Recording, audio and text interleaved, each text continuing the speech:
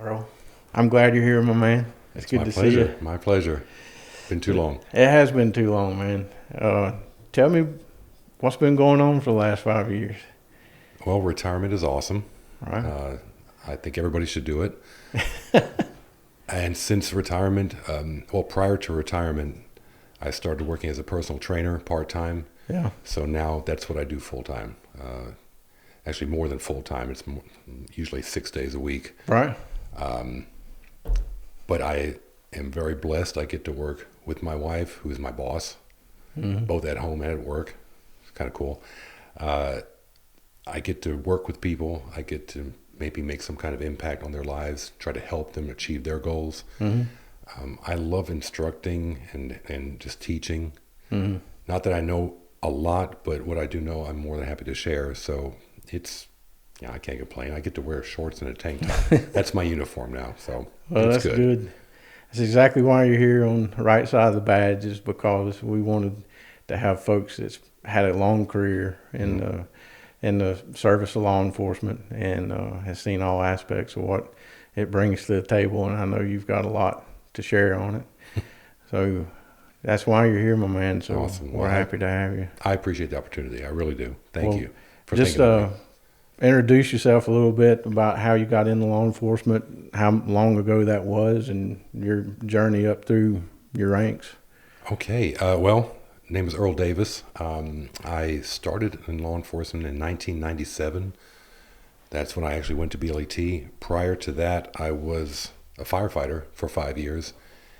Being a firefighter was probably the best job in the world. I loved it, but there was something more. There was something in me that wanted more. I don't know if it was the structure or just the camaraderie. The camaraderie in firefighting is fantastic, but I just always viewed as law enforcement as being the pinnacle of teamwork. Right.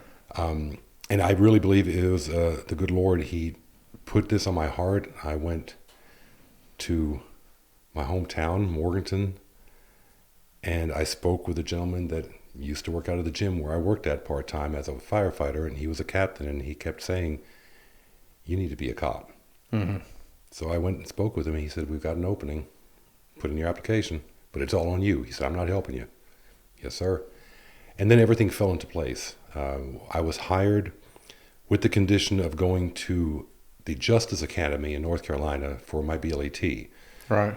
So this was, as I said, 1997. They were at the time revising the entire BLET curriculum. They called it the BLET 2000. Right. We were going to be the guinea pigs. And the chief of Morganton at the time, he was on the board. So he said, "Yes, we've got somebody that we're going to send." I didn't know where Salemburg was. I didn't know anything about it. So, of course, I said yes. They said, "We'll pay you while you go through school." I mean, yeah, who's not going to jump on that? That's a good deal. It was a very good deal. And that was rare back then to get paid. It was very rare. Again, it was just a total blessing. The training I received there was second to none. I mean, you had the people that write the BLET curriculum for the entire state. They were instructing us. So it was very militant. It was very military-like. You had formations in the morning. You had to raise the flag in the morning. You had to lower the flag in the evening. Everywhere you went on campus, you marched in formation. We had a guide on. We had uniforms. You did not sit down until told to by the instructor. Of course, everything was yes, ma'am, no, ma'am, yes, sir, no, sir. It was very structured, and that was right down my alley, because you had to do everything as a team. I was fortunate enough to be elected class president or team class leader. I think it was only because I was the oldest one. I think I was 27 or 28. I think that happened to me too. Yeah. And my instructor said, the lead instructor, "You're probably going to lose it because we're going to go through it because we'll see." Thank the good Lord I didn't. I was able to hold on to that, and it was an honor to do that. But it instilled discipline. It instilled respect, especially raising the flag in the morning and taking it down in the evening. Right. It was very well structured. So that was my experience with BLET. That lasted 16 weeks, and we weren't allowed to leave campus. You stayed on campus. You stayed in the dorms. There was no going home and coming back. It was very much secluded, which was even better. It gave you time to study. It gave you time to reflect. It gave you time to work out, whatever you needed to do. Right. So how long was it? When did you have your job waiting for you as soon as you graduated from BLET? As soon as I graduated, I reported back to Morganton. They put me on a shift. And then, of course, I had to go through the field training program, which is a 12-week program, or at the time it was a 12-week program where you're paired with 3 different FTOs, field training officers. So I had to go through Morganton's training and, of course, learn their ways of doing things. BLET teaches you a fraction, a very small fraction of what law enforcement actually is and what you're going to be dealing with. And field training was an eye-opener. Right. Oh, this is not textbook. That's correct. Wait a minute. I said this, and that's what I'm supposed to say, and you're supposed to comply, and you're not. Right. So, yeah, they put me right to work. It was terrifying. Yeah. I'm very interested in that topic from a lot of different people's aspects of how the transition from graduating BLET to the first 4 weeks of being on the road, because it really is like being thrown in a pool of cold ice water. I mean, it's a shock to your system. I came out of BLET thinking, man, I know my stuff. I did great. I got this award, and just puffed out. And the first day I started, it humbles you. Yes, it does. I don't know anything. And I think that's very important. I think it's very important, especially nowadays. I hate to say that, but you have to be humble. You have to be willing to learn. If you go into this profession thinking, I know everything, you're going to drown. That's correct. You're not going to make it. Yeah. And I think that's where law enforcement can do probably a better job with new hires, is probably introducing them at maybe a slower pace just for a little bit, because my first day on the job was, we went patrol. I spent 15 minutes in the sheriff's office meeting my lieutenant and sergeant for the first time. And then we were on the road at night for a 12-hour shift. And I had never interacted with a subject taking a report or investigating a suspicious person trespassing on property, or I had no idea how to talk to those folks. They gave us maybe 5 or 6 scenarios to, simulate talking to somebody, a bad guy, good guy scenario in BLET, but that is not how it works out in the field. And I agree with you 100%. I feel like there needs to be more time spent on actual communication skills. Absolutely. Not only verbal, but being able to detect body language. Because you look at somebody and you can tell they're getting ready to fight, they're getting ready to run by their body language alone. And so much of communication is nonverbal. We all know that, but they're not taught how to communicate. And unfortunately, this generation, they can't communicate. They only know how to send a text or an emoji. It seems like that's the diminishing skill. So I feel like if there was more emphasis on actually speaking to people, I've told my trainees for years, your best weapon is this or this. It's absolutely correct. You can wear anything you want on your belt, and it has its purpose, but you can diffuse. Most times, you can either diffuse or intensify a situation just with how you speak. Absolutely. And you know that. You've been there. And I feel like it's a lost art. That absolutely is. And there's 2 people. You worked with one of them, and I won't mention his name, but he was on SWAT with you at some point, and he left to pursue a different career, but about your age, maybe a little younger. Last name might have been Wolf. But you and Wolf, some of the best communicators I ever worked with, and it was a big inspiration to me. And the reason why that's important to me is because I didn't have a lot of other examples that were that good communicating with the public. I mean, and when I say public, they're complete strangers. 95% of the time, it's the first time you're encountering them. Yep. And if you have a bad day at home, that can translate into your shift. If you pissed off or upset at something, that can translate over into what your shift could be. If you encounter somebody that's had a breaking and entering that's the most traumatic thing that ever happened to them in their life, well, that's where problems can occur. And you might not think it's a problem because you're just doing your job, but you have to control the mind and the mouth. That's where if you can master that, it will greatly enhance your career, I think. What a great point. But I wasn't always like this. Mm-hmm. When I first started, I was a robot. Mm-hmm. I was, license, registration, thank you, goodbye. Yes, I wrote the 87-year-old woman a ticket on Mother's Day for expired tag. Mm-hmm. That was me. Yeah, I know that sounds terrible, and it was. But I learned that over my career. Mm-hmm. And I learned from great FTOs, from great role models that had those skills. But in the beginning, nobody taught me. All right. I did not know how to speak to or with the public. Mm-hmm. And I feel like that's a big difference. Even when you arrest somebody, is don't speak at them, to them, speak with them. Right. Now, it doesn't always work out. You know that. You can be as nice as you can be, and some people are just going to be butt heads. I'll leave it at that. Absolutely. But most of the time, and again, that took time to develop. Mm-hmm. As long as you're willing to learn. That's right. Yeah. So one of the things I told a lot of my trainees was I started looking at how old our brand new recruits were that were coming in. And the longer I did it, the more I realized that most everybody was coming in around the 21-year-old mark. I mean, they were either right out of a job that they got when they were 18, and they just waited until the 21-year-old mark. So that's the legal age to carry a gun as a law enforcement officer. Mm-hmm.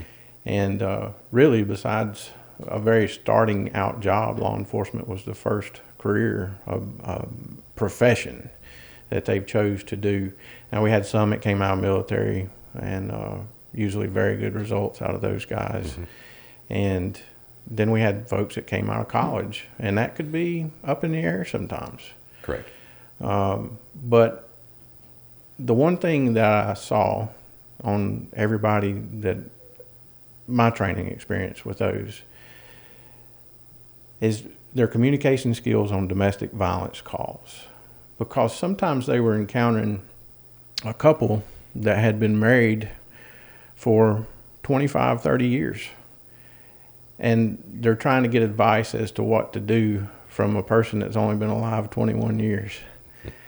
And that is no way you can train somebody to do that. The only way you can learn that is by a lot of experience. It's going to come. But in the beginning, that part is rough. It's just getting somebody confident enough to handle a domestic disturbance in a scenario like that. Confidence has a lot to do with it. Mm-hmm. But again, I'm going to go back to being humble. There are going to be times when you don't know what the answer is. Right. And in some occasions, it's okay to tell the people that you're interacting with, I don't know. Right. We don't know everything. There's no way. Now, there are some times where you have to pretend you know exactly everything because you have to demonstrate that authority. Mm-hmm. But that's a great point. You learn these things, but you have to try to categorize them somewhere back in here. Right. Say, well, I went to this one, and this is what happened. Maybe that'll help. That's a great point. Where do you learn that? Right. Time. And it needs to be a good field training officer. I think that's the best thing for a new recruit is to get hooked up. I think that can define your entire career. And it will. Yes. I've heard from numerous people. I've seen the results. You have seen the results of people that did not have, I'm not going to call them bad, but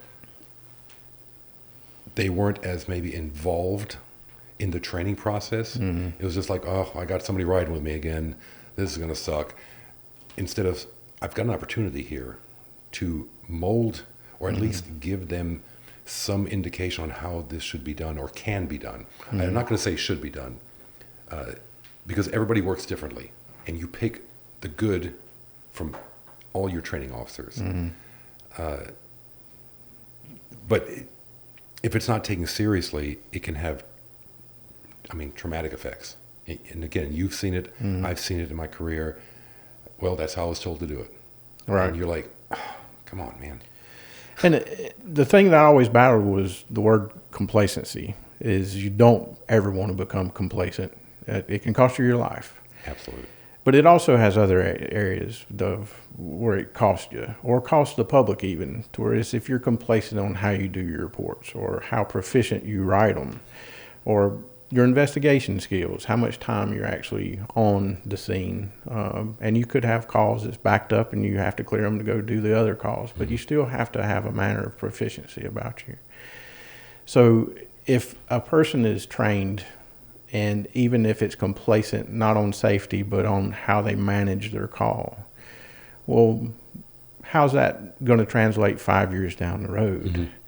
I think it just adds to complacency. If you teach it in the beginning from a lackluster field training officer, that can have dire consequence on somebody that may have been a stellar recruit. Absolutely. So it has to start in the very beginning. Good tendencies have to be taught. I think you're doing an injustice not only to your agency, but to that individual. Right. I think you said it right. You're potentially robbing a person from having a fantastic, stellar career because you just didn't want to deal with it, or you just wanted to rush things along, or you were tired, or you had a bad day. Right. Yeah. That's a great point. Yeah. Well, it's good. I know you had a lot of experience with that. That seems to be where my career led to me. I think the most gratification was seeing some of the folks that I train now, lieutenants. And I'm proud of that. It's just, I'm happy for them. Yes. I think those folks deserve it. And it's just, I don't know. It's just something about, I didn't understand how much I would appreciate that. But after seeing it happen, it really, that you were doing good work. And it's hard not to get a big head. All right. But I sat back with Nicole and I was talking, and I said, wow, Deputy Chief, I trained him. All right. Captain over Patrol, trained him. Sergeant over Investigations, trained him. Lieutenant on Patrol, trained him. And I'm not saying that they became that because of me. Not by all means, no. They are fantastic, very intelligent people, but maybe, kind of like with personal training, maybe I had something to do with it. I added a little bit of spice, and maybe they took something away that they learned from me. So I'm not taking credit for that. Right. But I was involved in their upbringing, so to speak. So I'm like, yeah, that's pretty cool. I think there's something to be said to that, because I know who you're referring to, and they're great officers, every one of them. And I worked alongside of most of those guys, and trust my life with those guys. They're just solid, rock solid, all of them.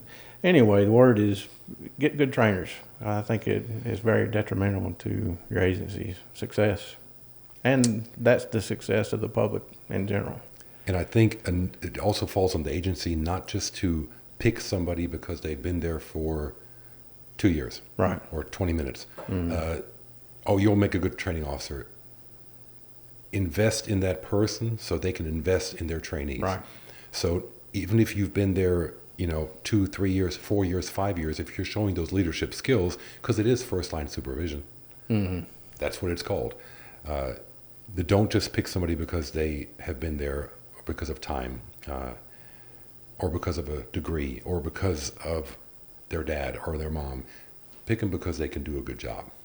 So I'd turn the corner just a little bit here, topic-wise. Throughout your career, did you see a difference from, you said your first was 1997, that's when you got in. Do you see a difference in how public interaction has changed since 1997 to now? Okay, here we go. Yes, 180 degrees. When I started, there was still even a spoken respect for law enforcement. If you showed up in a uniform even the bad guys, they would still buck you maybe, but they still had a respect for you. Mm-hmm. That is fallen by the wayside. I see videos nowadays of how people interact with law enforcement officers, and it sickens me because there is no respect for authority anymore. None. There used to be. That has, over the years, completely diminished. Faith in law enforcement, I feel, has dramatically decreased, and I blame that on the media. Because the only thing that's glorified in the media are the negatives. Absolutely. That's it. Yes, there are some bad apples out there. There are some people that never should have this badge, and they disgrace it every time they do something bad. But what is that percentage when you look at the overall population of law enforcement officers? 0.001 whatever. Right. But yet, that is all that the public sees. Besides something like this, that's all they see. So what is their opinion going to be? Yeah, we just shoot people because we want to. Right. We're all, of course, racist, and we don't care about anybody but ourselves. That has become, to me, an epidemic. I agree. I think that's the right word too. It's an epidemic. The lack of respect, and as much as we love and have loved this profession, could I, with good conscience, tell a young gentleman now or a young lady, you should definitely get into law enforcement? I don't know. I've thought that myself. It's it's you want to, because there's still time for change, and it's not in every agency. Our agency. Well, in the area that we live in, there are still people that love the police. They love law enforcement, and they are willing to express it. You've seen it. I've seen it. You sit around and somebody says, "Hey, thank you." That happens. And that it does happen. And the feeling you get from that, even when you're in the middle of their meal and you got to run out, you got a call waiting, but somebody just stops to take the time to tell you that. In that fleeting moment, you might think, okay, cool. But when you think about it, you're like, wow, how often does that happen? I mean, it's one of the best things. Absolutely. It really is. But I honestly believe the media has glorified the negative aspect of policing, and they do not take time to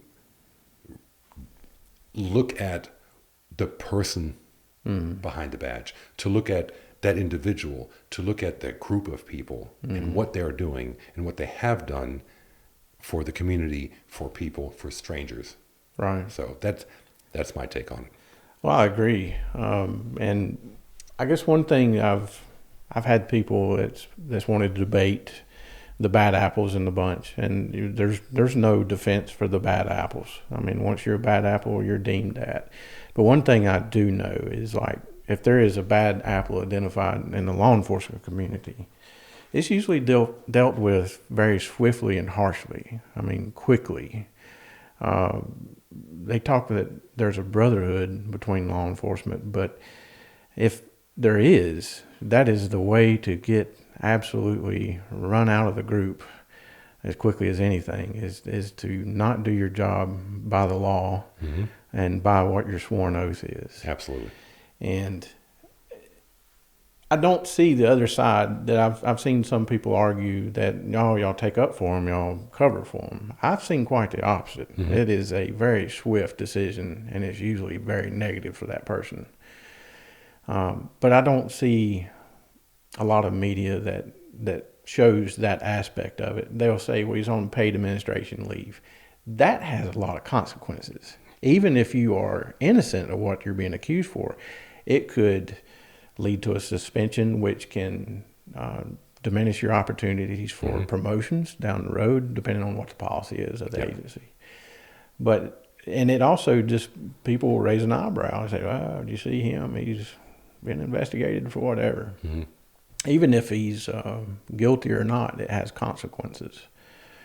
So it's, I agree with you. I think media takes full responsibility for the negative things, because How long have we been wearing body cameras at our agency? Yeah. 10 years, at least that. Oh, easily. And it's millions of hours of recorded footage. Mm-hmm. And that's happening at every agency, everywhere across the nation now. Mm-hmm. And there are absolutely examples of bad police action on those videos. When you look at the percentage of those millions of hours of recorded footage, Right. it is so small. I don't know the number, but if somebody said it's 1%, I couldn't argue that at all. Right, I agree. Because if it was daily happening, then that's all the news would be. It would be That's right. Absolute thing after thing after thing, Yes. every day, every week, every year. And we're not seeing that. We're seeing a handful, maybe a dozen instances per year. Mm-hmm. And that's a lot of footage to record across the nation to only produce 12 times. And I'm not making justification for those 12 times. No. It's not excusable. But if that's all you've got, that percentage is low. Translate if you had your banker or anybody else, a restaurant owner or everything, walking around with a body camera on 24/7. Every interaction they had with their employees and with their customers, or how they arrange their finances on the computer. Do you want to have that recorded? Well, law enforcement does. Everything is recorded.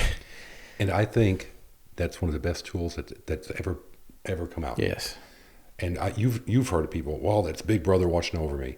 If you don't have anything to hide, who cares? Matter of fact, if anything in my career, it helped me.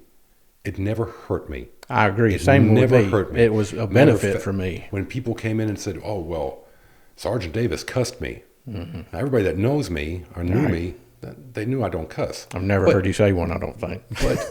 But now if I say that, of course I'm going to say Right. that. Oh, okay, let's look at the footage. Right. Oh, so he did curse you. Then what is your complaint? Mm-hmm. It has done nothing but help me. And in situations with shootings and so forth, I feel like it can do nothing but help our law enforcement community. But what you said, spot on. I mean, that's the thing. I don't see enough law enforcement from the top. It doesn't matter what agency you're referring to, but especially some of the bigger cities like Charlotte, Mecklenburg, or Mm-hmm. wherever. It doesn't have to be in the state of North Carolina. It could be anywhere, large city. But I don't see their officials coming out and making that point.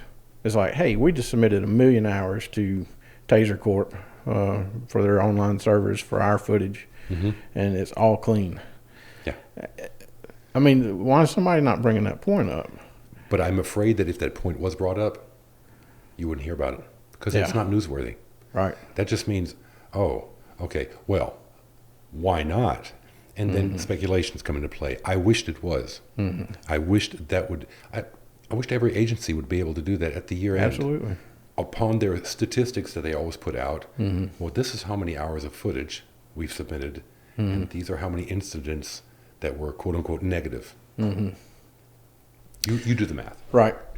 And I'll tell an example from my experience. One of the things that was very significant for me, because my experience in the agency where we worked was positive, and especially interaction with community when it wasn't, a call of service or something like that. But just going into a restaurant one day, it was after, it wasn't George Floyd, it was the one before that. I think it was Brown, maybe. Somewhere up north, where the guy was hands up, don't shoot. And we had just simply walked into a fast food restaurant in uniform, and there was a group of younger people there. And as soon as we walked in, it was a joke, but still, that was the first time I saw all of them had their hands up as we walked in. And we got it, it was a laugh for them, and we didn't address it at all. But that was like, wow, something that happened up north made them view us as a certain way. And that's when I knew that was dangerous, what the media put out. Absolutely. Because that never occurred, but that one, just a couple of weeks after that. And it even trickled down to little old Yes. Caldwell County. Right. And that's what I mean by this. It's not just isolated in large cities in New York, LA, Chicago, Charlotte. It happens everywhere because the media is just fueling this and fueling it. And then it's interesting you said to them it was a joke. Right. But to you, I feel like it's an attack on my integrity. It's an attack on my oath. It's an attack on my duty to help you who's making this joke. If somebody tries to hurt you and I don't even know you, you're going to judge me off of what happened somewhere else, hundreds of miles away, and you don't even know what my job entails. Right. It's a kick in the gut. Absolutely.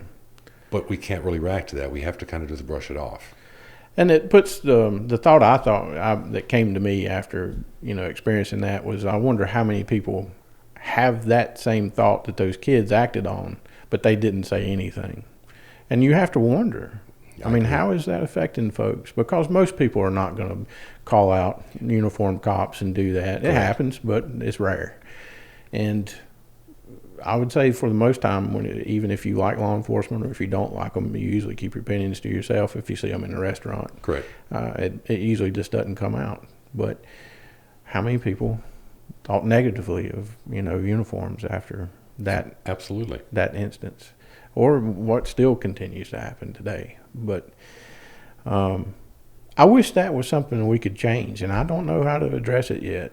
I'm not saying there's not an answer. But I think there has to be, we have to have more media on our side. Yes. I think that's a start. I think with the explosion of social media and how unfortunately so many people are fixated on social media, and a lot of people get their news from social media. Absolutely. The rumor mill is your news outlet. Then again, news outlets, I don't think there's any such thing as a biased opinion. Everybody has a side. I don't know how you overcome that. And if you have people that are willing, and agencies or news outlets that are willing to put on the positive, I don't know if that's going to be received as well. Because again, it's not sensational. All right. It doesn't have that shock effect. And by the way, that's your job. That's what you signed up for. Right. That's what you get paid the big bucks for.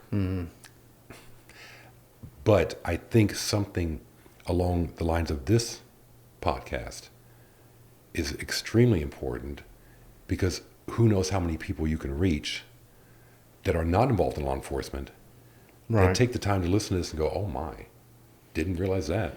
And that's the goal. You hit the reason for this podcast right on the head right there. Is to allow people that's worn a uniform and has had experience to talk, and hopefully maybe bring an idea up to somebody that's not affiliated with law enforcement that's listening or watching, and say, I didn't think about that. Yeah. And so, that's it, man. I hope this is my contribution to being part of the media that is on the right side. There we go. Perfect. So I hope that catches on. I hope there's many more besides me that do it. I believe it will. So, like, as your career went forward and you started making rank, how did your job change, or your perspective as to the guys that you were in charge of, your shift? How did that change you?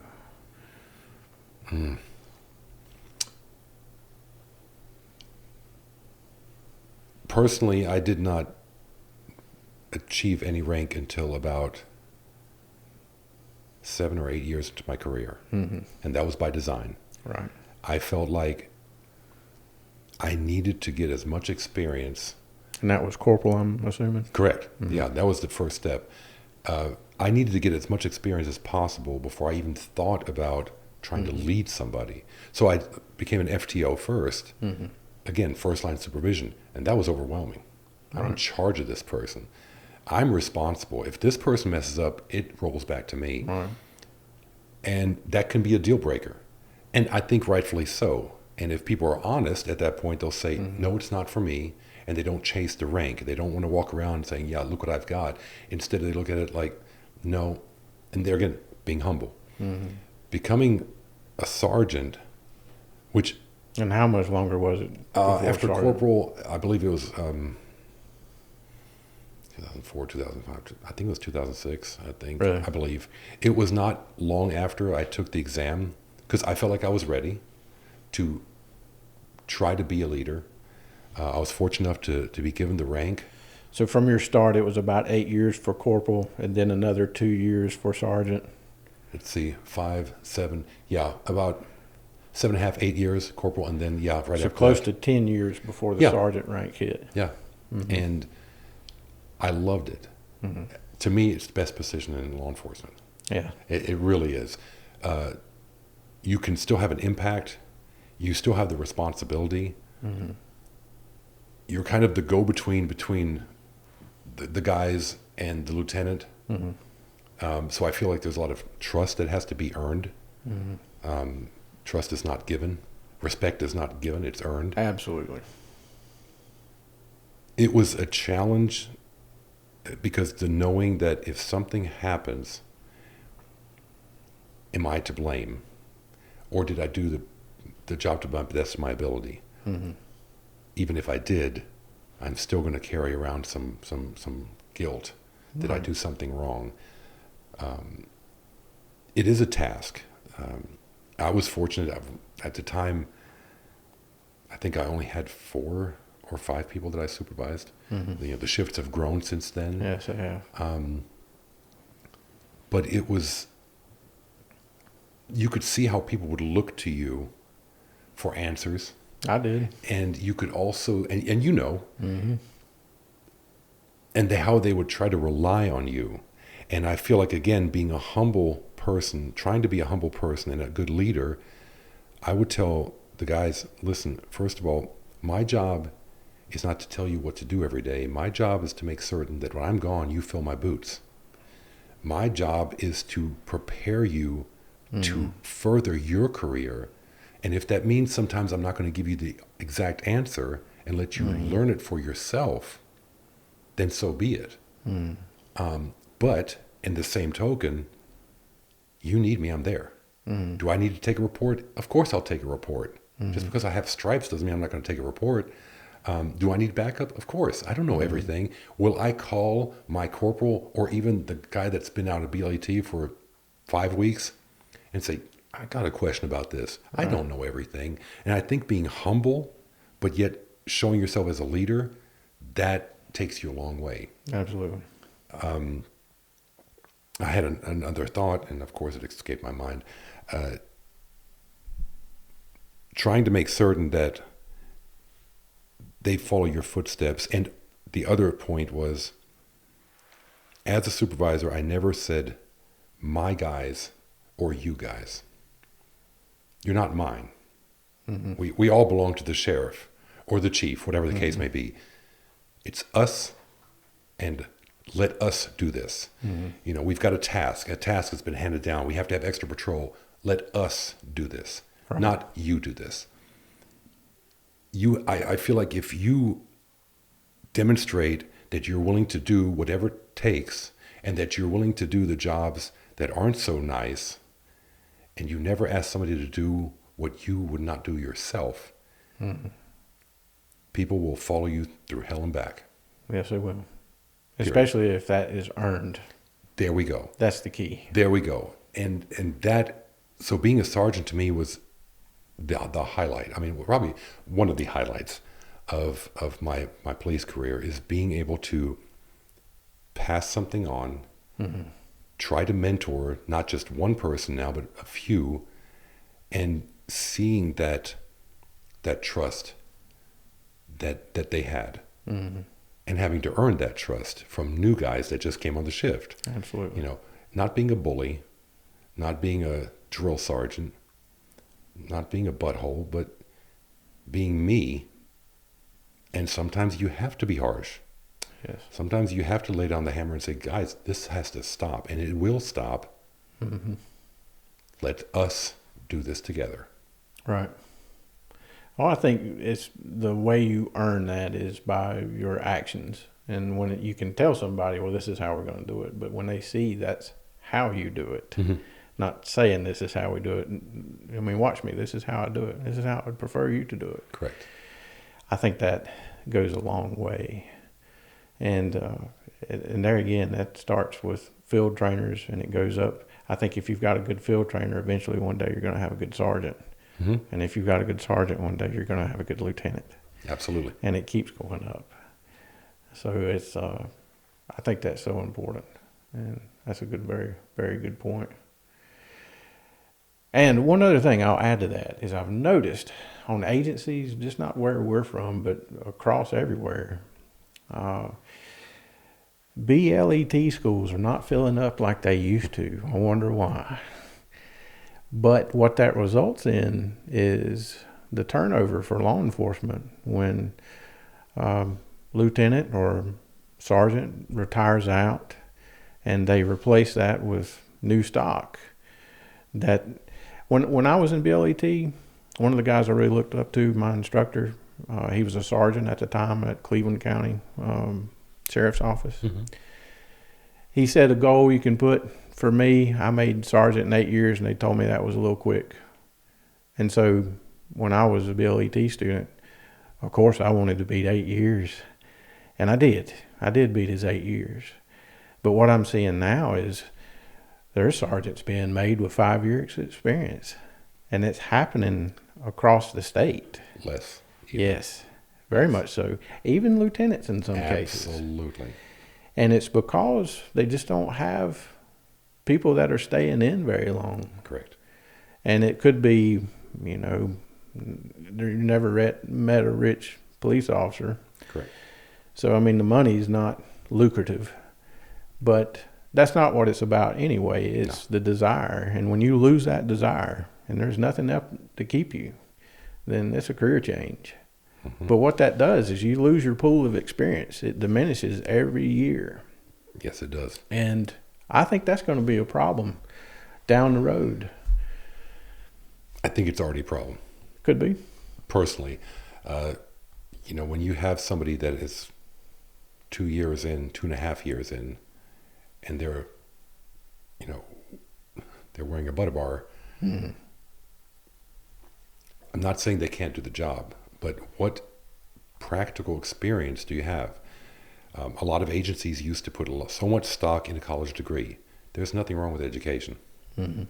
But just because I have a degree in whatever does not mean I'm going to be an effective leader. That's correct. I think those are separate.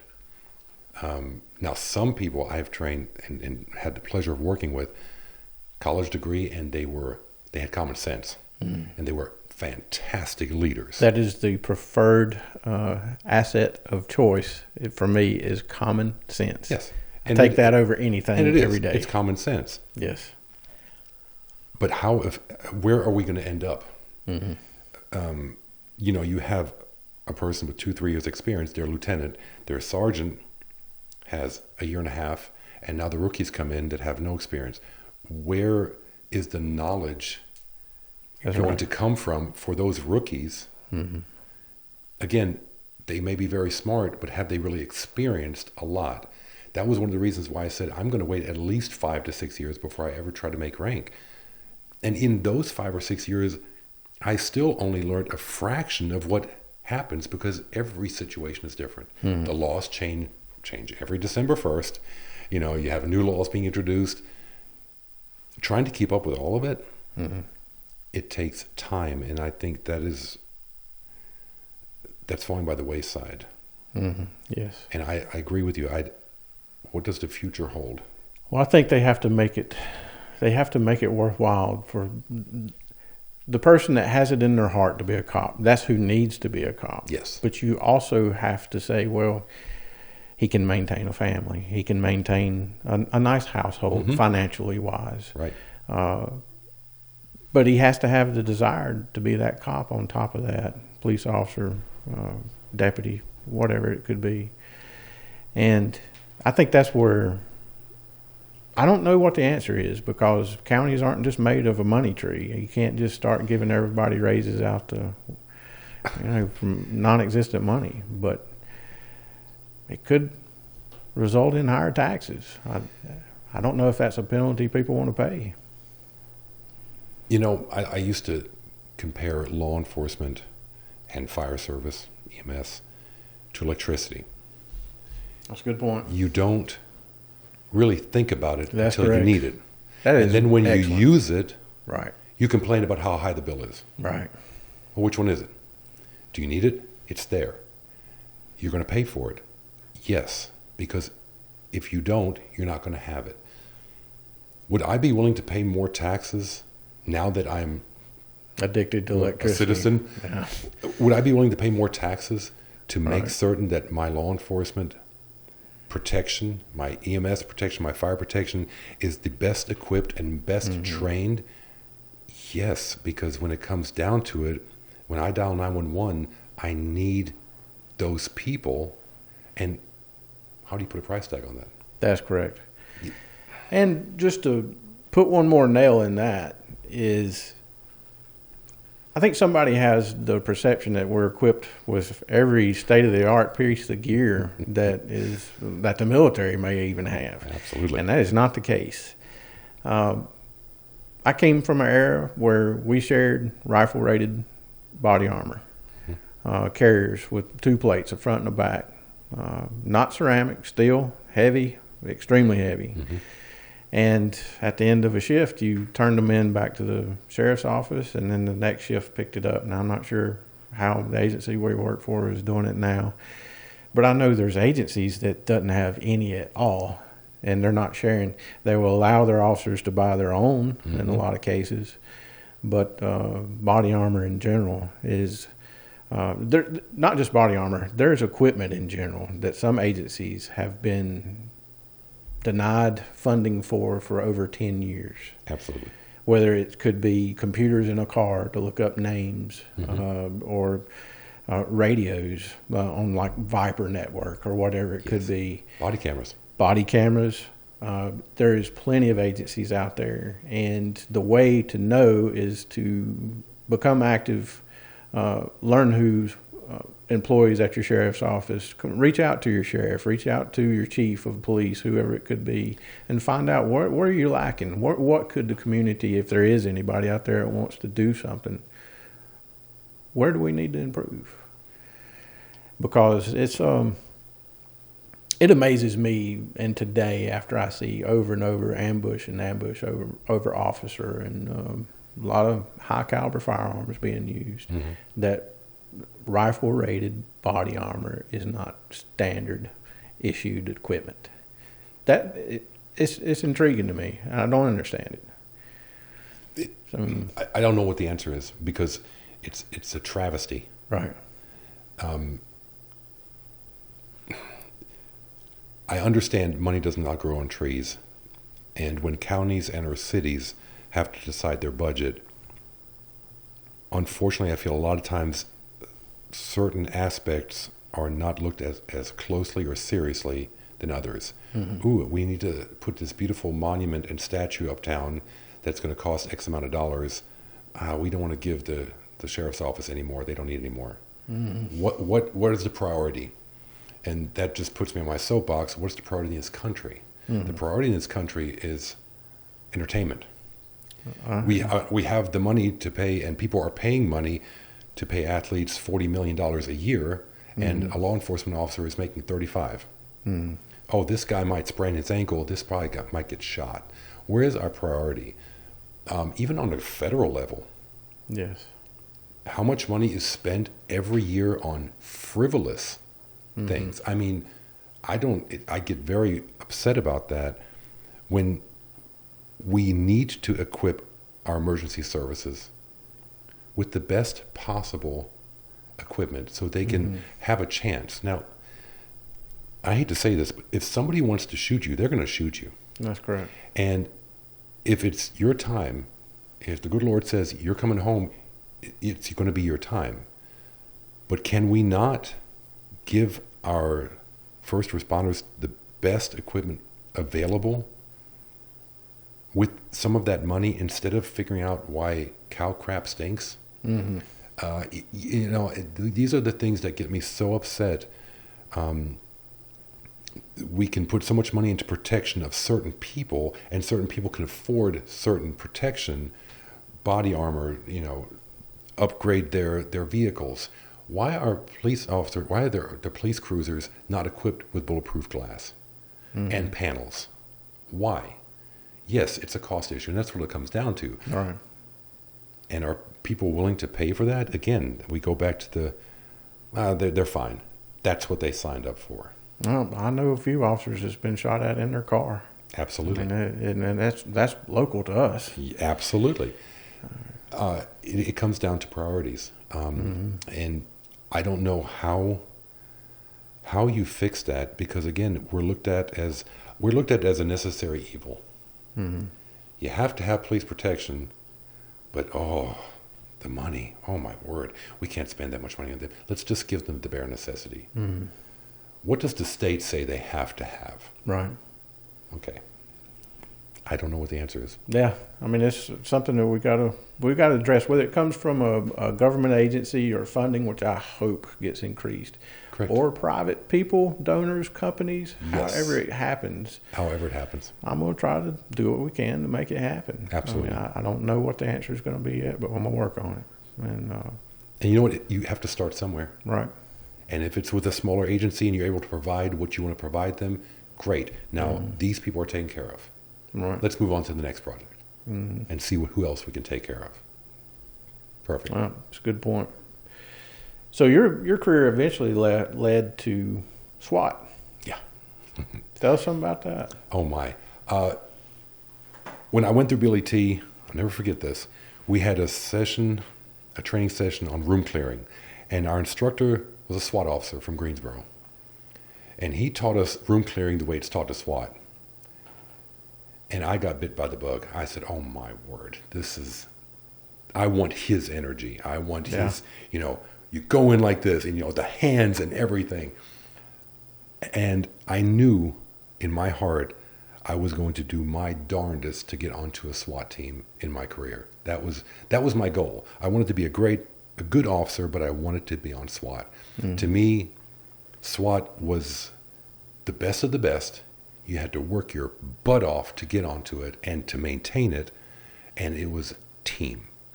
There was not an individual on the SWAT team, and that's why they call it SWAT team. It's not an individual, and everybody has to think. Everybody has to contribute. If you're not good enough in one area, then your buddies are going to make sure you get good enough. That was like, the pinnacle of law enforcement to me. So I was fortunate enough, 2002, I believe, to 2001, to get onto Morganton's team. And I thought this was just the best. The classes that you got, the exposure, the training, which I feel like every officer should have, not just SWAT, but every officer. And yes, the adrenaline. Oh my word, come on. If I'd said, oh no, it wasn't a rush, I would be lying, and I'm not going to lie. But SWAT to me was a challenge. Can I do this? I want to do this. And what do I have to do to maintain and to get better at it?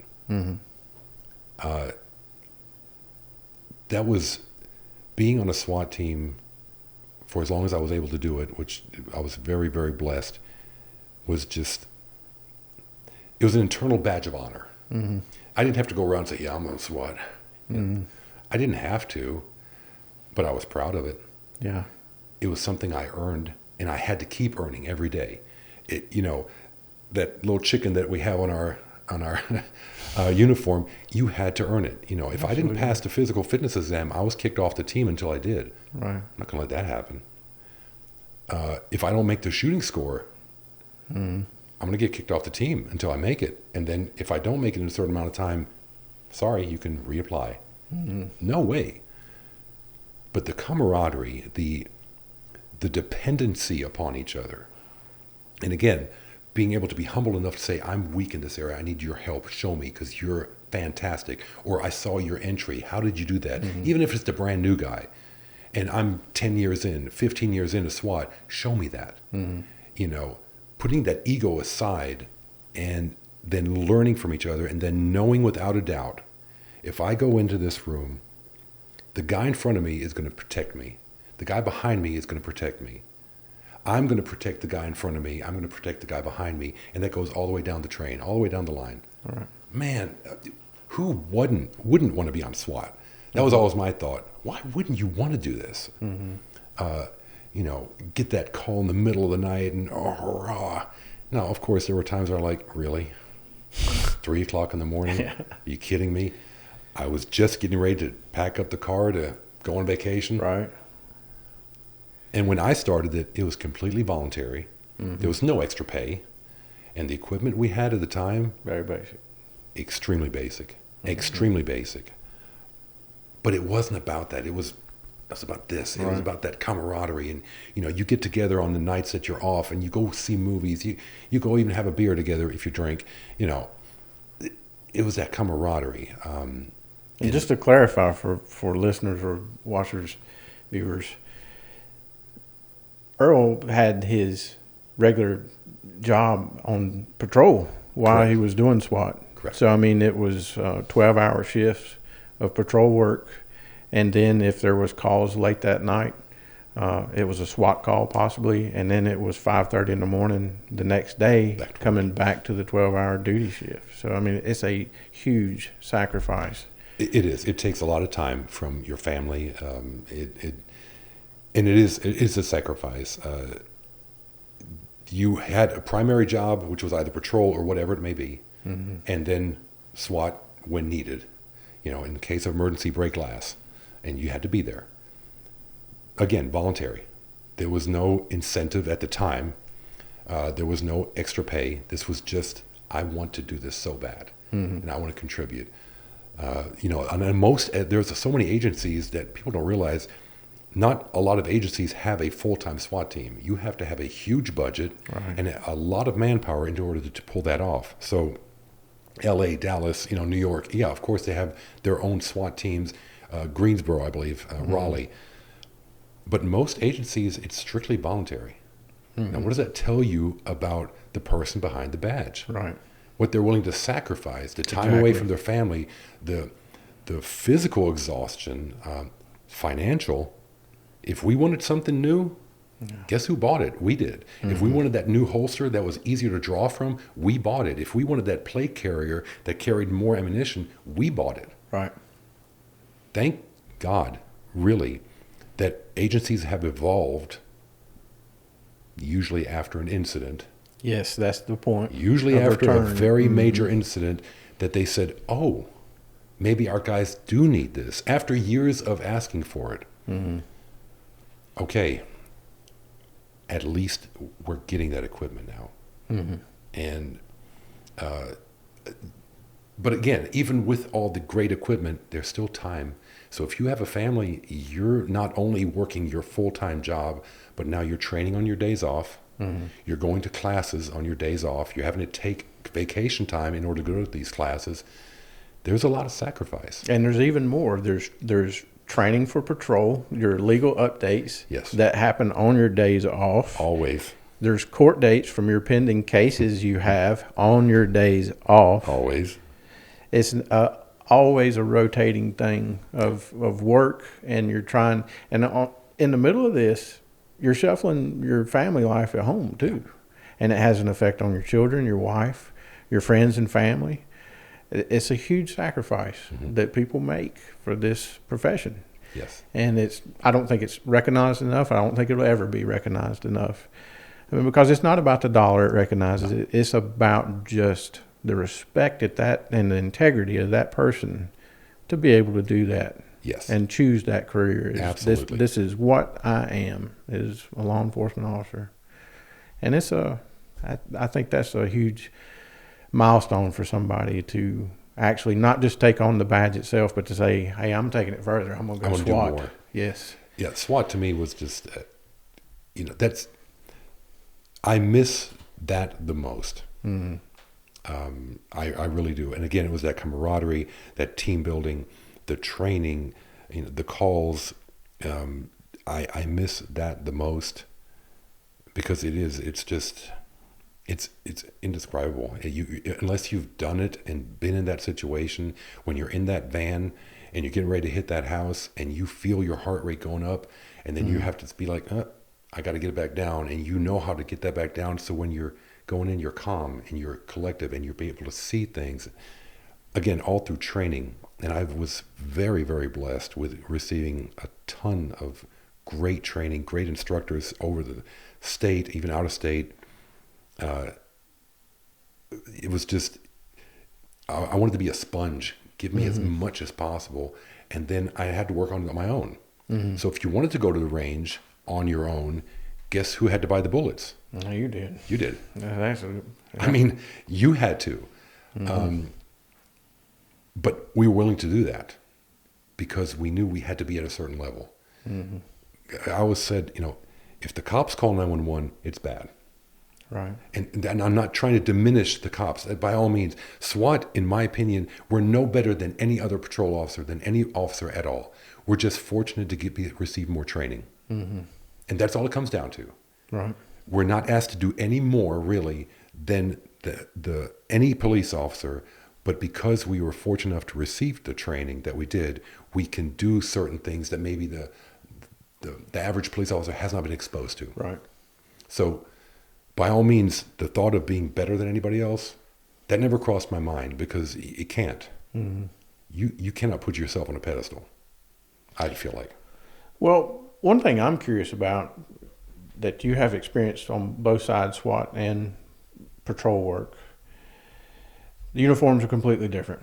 One's a more traditional uniform, just standard, a badge. Pretty much looks like state highway patrol for the most part, color scheme. It almost appears as dress uniform. I know some agencies are going to outer tack vests, Correct. outer carriers, which I'm a huge fan of, and I'm learning that I think our agency's adapting that too, which I'm a big fan of. I hope that is happening. Your command presence has always been stellar to me.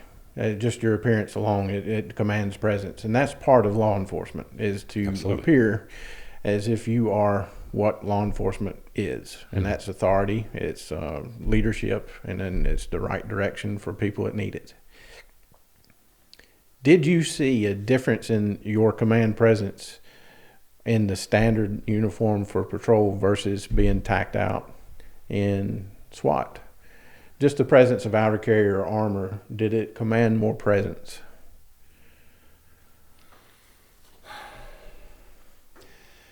Are you speaking from How the public would perceive it? how they reacted? Okay. The regular uniform, in my opinions on that, is if you take time to keep yourself in shape, keep your equipment in shape, keep your uniform nice, that shows people something about you. Right. There again, unspoken word, it's that body language. If you walk in and your shoes are shined and your shirt is tailored and it's tucked in correctly and it doesn't look like you fished it out from underneath your bed and your leather gear is shiny, they're going to be like, this guy takes care of him. This guy takes pride in what he does. What he does. The SWAT, of course, if we show up in our multicam with our huge vests on, with an AR strapped to the front, the first thing people are going to say, oh, militant. Oh, you're the military. Paramilitary. You're going to blow stuff up. All right. But I even think then, you have your Kevlar on, you have your nods on, you have your Peltor on, you're decked out to the T, and they associate that with war because that's what you see. Right. So I think that in itself can be a positive thing because the first line of use of force is presence. Right. So if you show up and you look squared away, whether it's your regular uniform or your SWAT uniform, people might say, I don't know. Right. Now, if you, even in SWAT, you have all this equipment, but if it's torn, if it's dirty, if your helmet's on crooked, I mean, that's, what does that say about that person? Yes. It's lackadaisical. Absolutely. Or complacent, which is the bad word. Yes, absolutely. So, take pride in your equipment because your equipment could save your life. Take pride in your appearance because your appearance could actually make the difference on how this situation will fold out or how it will turn out. Right. Just when you arrive, when you walk through the door, your attitude, that's a big one. Yeah. Yeah. So how did your family react to you taking on responsibility for being a part of SWAT? Was that a concern for your family? Well, at the time, my wife at the time, she knew that's what I wanted to do. She respected that. And in all fairness, she was in law enforcement Correct, too, correct? She was. She was never really like, oh, it's taking so much time away. But she was never like, I see how much pleasure this gives you, which was kind of disheartening.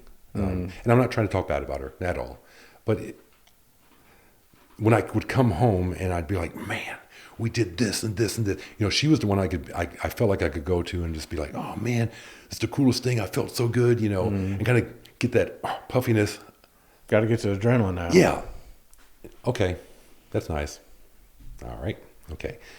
But it did take a toll. I was gone a lot. Right.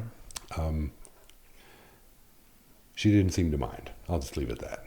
Well, I mean, I would find that I'm surprised actually. I mean, that's good knowledge to hear because I would imagine for the most part, I think if I had told my wife, hey, I'm thinking about deciding to join SWAT.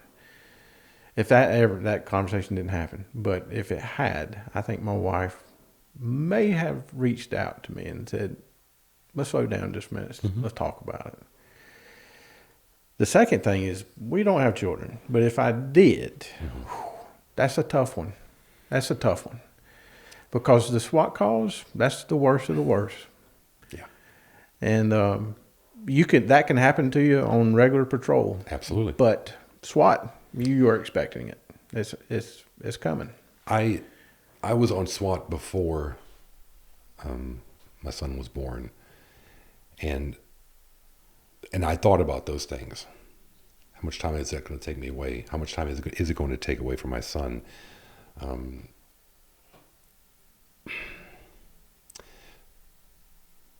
I think that it comes down to an individual choice is not what's more important. You know, I love my son with all my heart. Mm-hmm. I love my job. Do I feel like I have this calling and I need to do this? Do I feel like I might be able to make a difference? Do I feel like almost to a point of, well, if I don't do it and everybody has that attitude, then nobody will do it. Do I want to give my son something to look up to, or is he going to resent me for not always being around? So trying to juggle that is very, very difficult. Again, I was very, very blessed. You know, we didn't have a call out every night. We didn't have training every day. There were days where I didn't get to put him to bed. Mm-hmm. And again, thank God he was young enough to not really notice. Mm-hmm. I don't know how I would have reacted to that had I decided to go into SWAT after he was, let's say, 5, 6, 7 years old. Right. I don't know. Mm-hmm. Everything happens for a reason, and I'm a true believer in that. I don't believe in coincidences, and I feel like the good Lord put me in that position before my son was born, and so it was almost, okay, Dad's at training, but he'll be back soon. Mm-hmm. Yes, it is.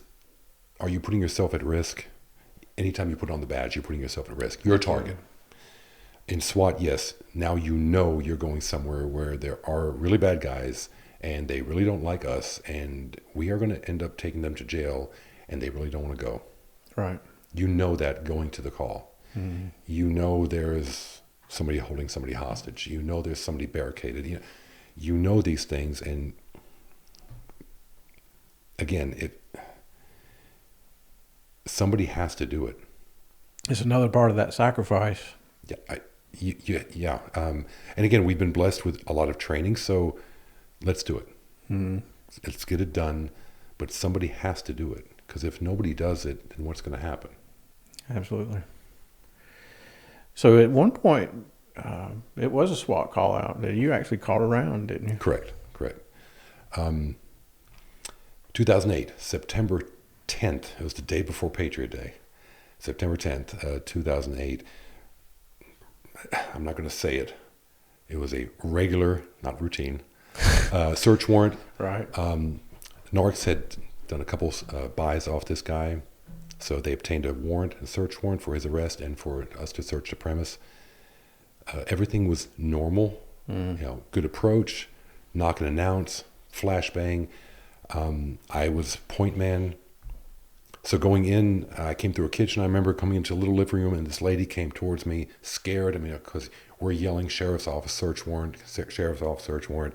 The flashbang just went off, which is extremely loud if you're not used to it. So she had the deer in the headlight look, and I ordered her to the ground. She complied, and as I moved along into this large living room, I told my partner to cover hers, because now I'm in this living room, and I'm looking at 3 different doors. They're all open.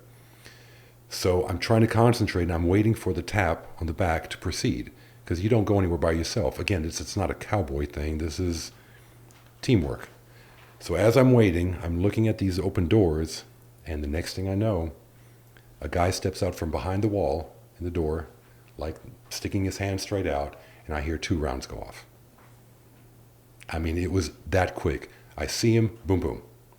1 round went right past my left ear, through the front window of the house, and actually struck our team commander at the time, and it went through his, I believe, right bicep, through and through. He was outside, and he caught a round. The second round hit me in the shoulder, and as soon as I took the round, I felt this immense pressure. I didn't feel a burning, but I felt this pressure. I mean, just like my shoulder was in a vice. And the armor didn't stop it.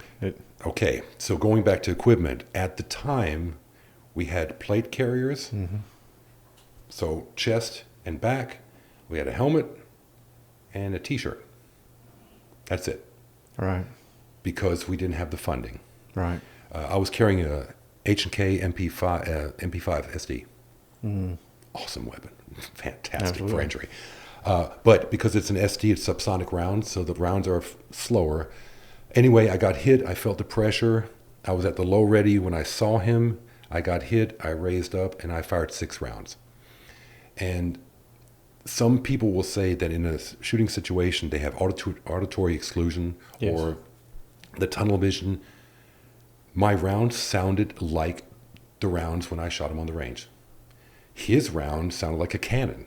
Right. Same as a 45 would sound. That's what he shot me with. So I fired 6 rounds, and I do remember my sight was a little bit enhanced, because I saw all these little red spots pop up on his white T-shirt. So he went down, turned to his side. I was still fixed on him, but then he raised back up. So I fired another volley of 7 rounds. Saw those little red dots coming up, and he went down. So at that point, I lower my weapon. I go to a low ready. I'm watching him. He's not moving. And I dropped my left arm, and I said, I'm hit. So the rest of the team, they heard the shot, so they come into the room. They secure him.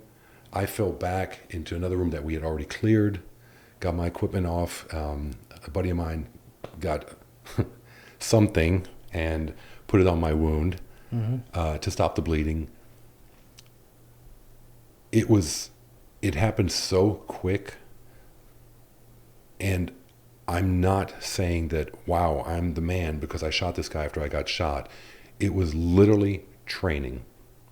You see a threat, you engage the threat. You watch the threat. If it's still a threat, you engage it until it's not a threat. That's all it was.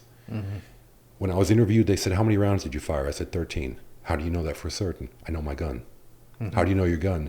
Because we fired 10,000s of rounds through it, and we did drills. We counted rounds. That's what we did. Okay.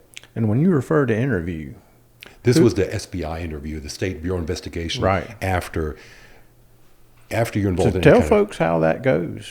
Wow. So you come into a room, you have an SBI agent, and they identify themselves as that, and of course they're State Bureau of Investigation, so they're it. And the first thing they do is they read your rights. And now you're sitting here and you're wearing the badge, And you've been shot. and you've been shot, and you're being told, okay, you have the right for this, and you have the right for that. But now our Garrity rights are a little bit different because we don't have the right to remain silent. That's correct. But hearing that, And Garrity rights are what applies to law enforcement officers. correct. Yeah, you don't have your it's not the Miranda. Bill of Rights anymore. No, or the Constitution. You can't take the fifth. You don't have a right to remain silent. That's you better correct. speak.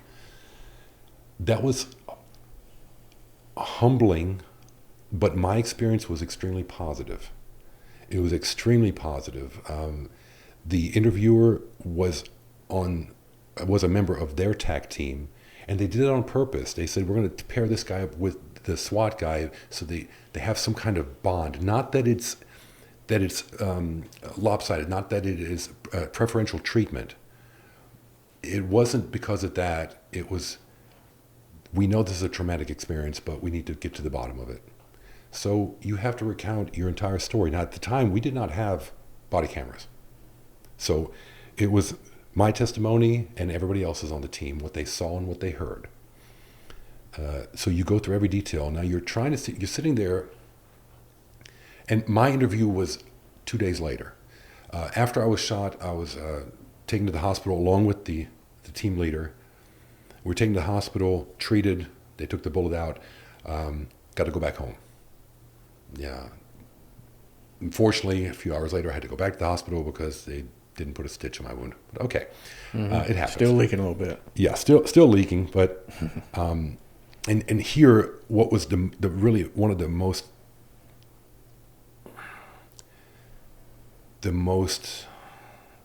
not sensitive, emotional part was coming home and going upstairs to my son's bed. He was 2 years old, and he's asleep, thank God. And I'm standing there, my arm in a sling, and I'm like, wow, what a blessing. Right. I'm here. Sorry, but No, I absolutely understand. I feel like men can cry, so I'm not Absolutely. one of those guys. I was so thankful. I was so thankful that I was able to stand there and see him, that I was able to leave the hospital. And it was only by the grace of God that I'm still here. Only. He provided the training for me. He provided me, but the way I was stacked up, or the way I was positioned, when we were taught, you held the weapon in close, you rolled your shoulders around the weapon. So the bullet hit here, my throat's here. That's 6 inches. It's not a lot. That's 6 inches. It's not a lot. And had it been here, we did not have throat protection at the time. Plate carrier came down to the top of my chest. And the difference is in just 20 feet, 6 inches is just a quarter inch of a turn of the wrist. If that. At 20 feet. I mean, that's all it takes is that much right there. So it's only by the grace of God that I didn't get killed. And then standing over my son and seeing him and the joy, the emotion, that was something that, I'll remember for the rest of my life. But then it was also, it was interesting, in the hospital, they told me that the guy was brought in and that he did not die, but he was riddled and he was in terrible shape. And I remember having such a peace. Matter of fact, a deputy who's no longer with us, used to be an SRO, Ellis. Yes. Large man, but we prayed, and we prayed for the individual. And that gave me such a peace in my heart. Unfortunately, he felt like that was what he had to do. Unfortunately. I had to do what I had to do. I had to protect my teammates, and I had to stop the threat from hurting my teammates. I was happy I got shot. Shoot me, don't hit my guys. And any other guy just about would have thought the same thing. I'll take it. Don't let anybody else get hit. But the peace I received, I had could only come from God. And that's throughout my whole career, that's what got me through my career. Of all the things that we've seen, of all the things that we've had to experience that nobody should see, that's what got me through my struggles and my career. But that peace is so, I can't describe it. Right. And to this day, I have no ill will towards that man. None. He thought he had to do what he had to do, and I did what I had to do. Exactly. So the impact it had was, people would ask me, well, now you're probably going to get off SWAT now, are you? Hell no. Nobody's going to tell me, besides God, when I'm ready to get off the team. Nobody's going to make that decision for me. I will make that decision. And I'm not going to let some guy be the reason I got off the team and what I love to do. No, I'll make that decision. I'm going to go out on my terms. It may sound very prideful, but I was not going to let anybody dictate that. And people say, well, you're crazy. No, I'm not. I'm not crazy. Maybe I'm a little pride. I have a little pride involved, but I'm dedicated to this. And I'm going to stand behind that. And I did. And I was fortunate enough to stay on the team for another 11 years. But it's very humbling, because it showed you real quick, if somebody wants to shoot you, they're going to shoot you. Absolutely. Now, one fantastic thing that came from this, and I'm glad it happened, our equipment was upgraded. We got vests with throat protection, with bicep Shoulders, protection, yeah. groin protection. I mean, we had it all. It took not only that incident, but there was another incident, of course, 9 days later, that was absolutely hideous and terrible. But again, referring to Adam Clutch. yes, yeah, when Adam. I think we have to pay that man's name tribute every time he comes up. And I was going to. Absolutely. 9 days later, September 19th, Adam was ambushed by a high-powered rifle. And he didn't know. I was Adam's training officer. And when I was shot, Adam showed up to my house the next day and said, man, several guys did, we're going to cut your grass for you. And I said, dude, it's just my shoulder. No, we're going to do this for you. And he pulled me aside, and he was such a rookie, but such a darn great guy. Man, I want to get on SWAT. And he was a big guy. I mean, just solid. And I said, man, there is not a door in Caldwell County that could keep you out of it. And he said, I want to do that. And I said, really? Even despite this? He said, man, no, I want to be SWAT. And I'll never forget that. But yeah, he was ambushed the 19th,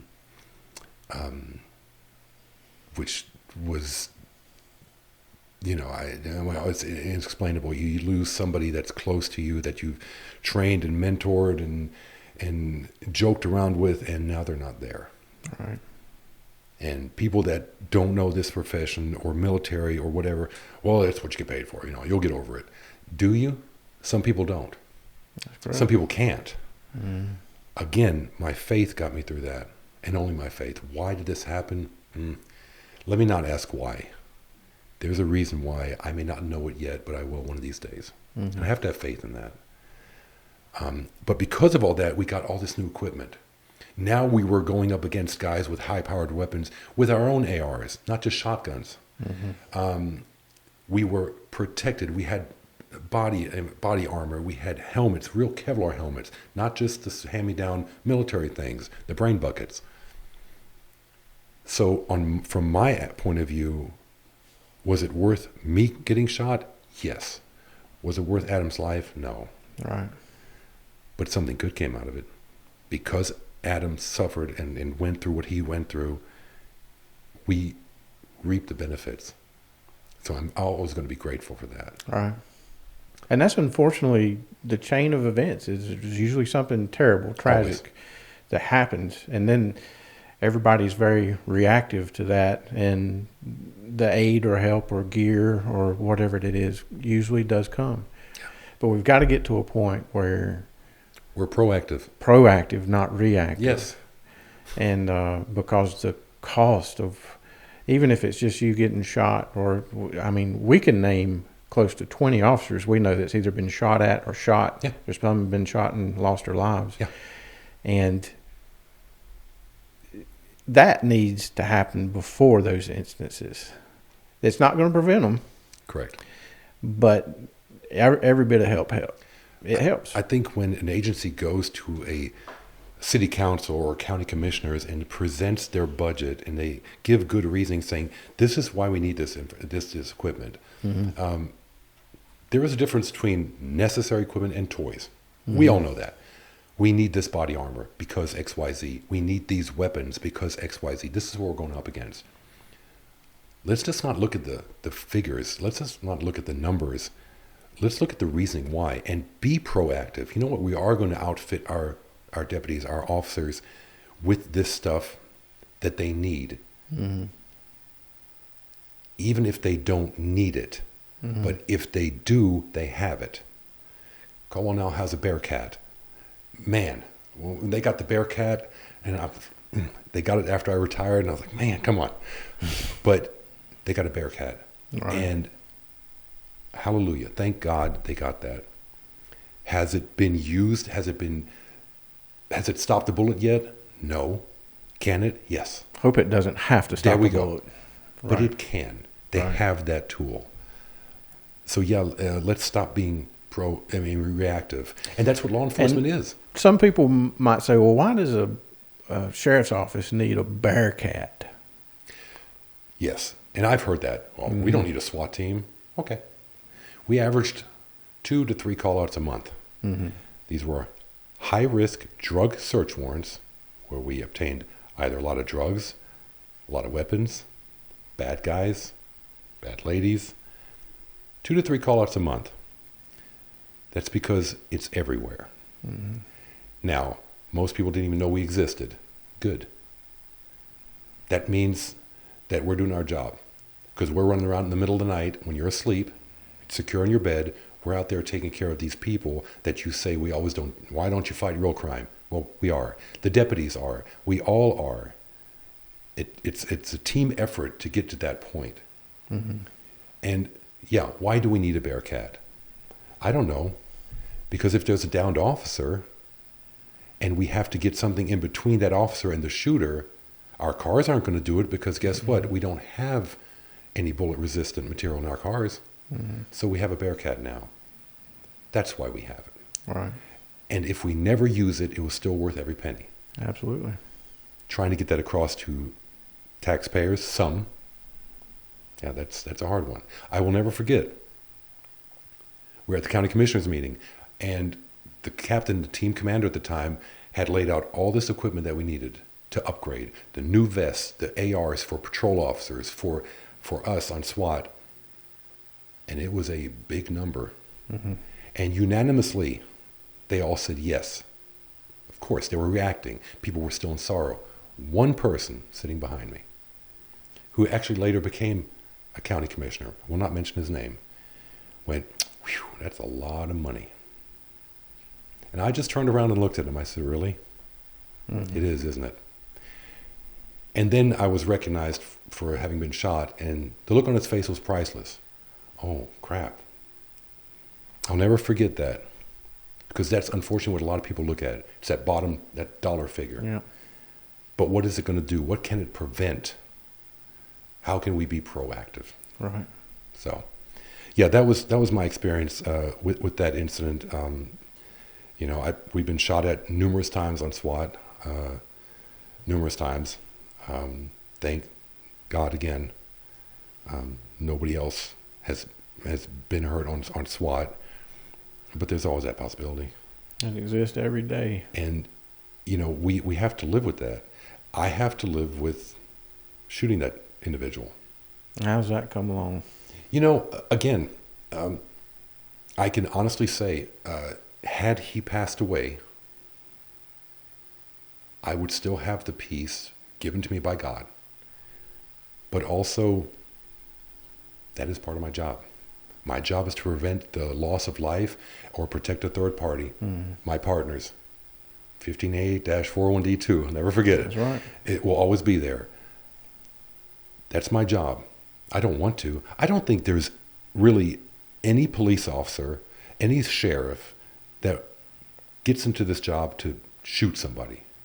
Because when you think about it, even if they're a bad person, they're still somebody's daughter, somebody's son, somebody's father. That's a lot to carry. It is. And I feel like, again, if you don't have an outlet, that can eat you up. Mm-hmm. And we've seen it. We've seen it, PTSD. It's not only for the military.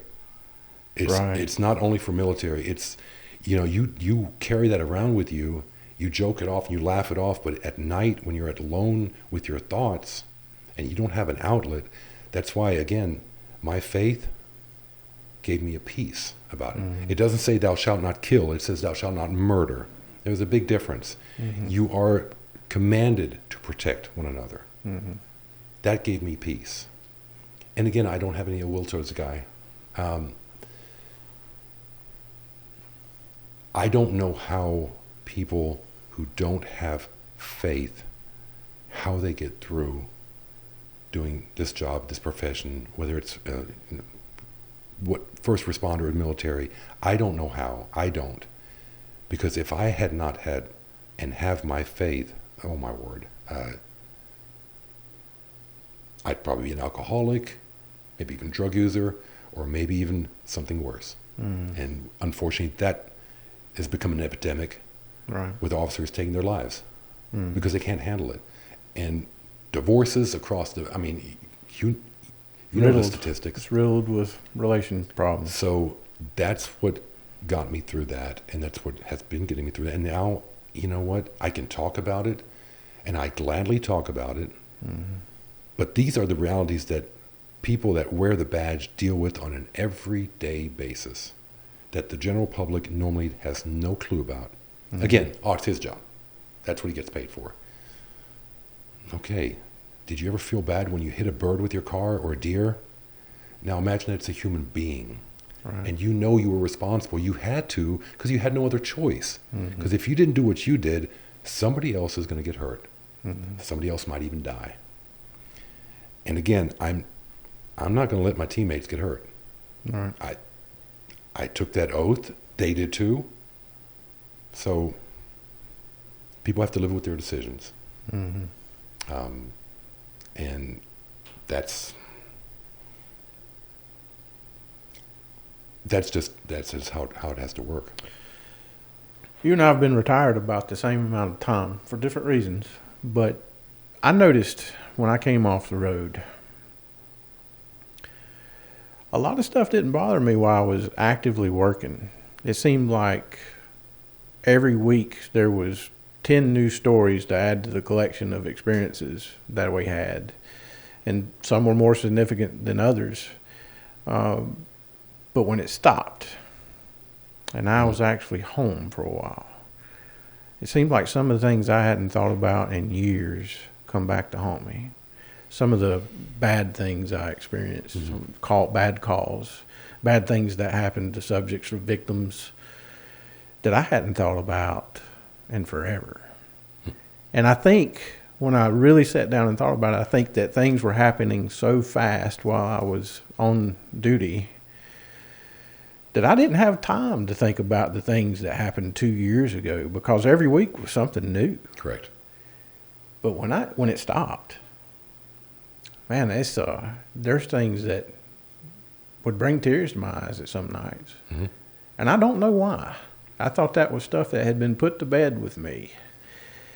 And do you have any of the same experiences? I have nothing that haunts me.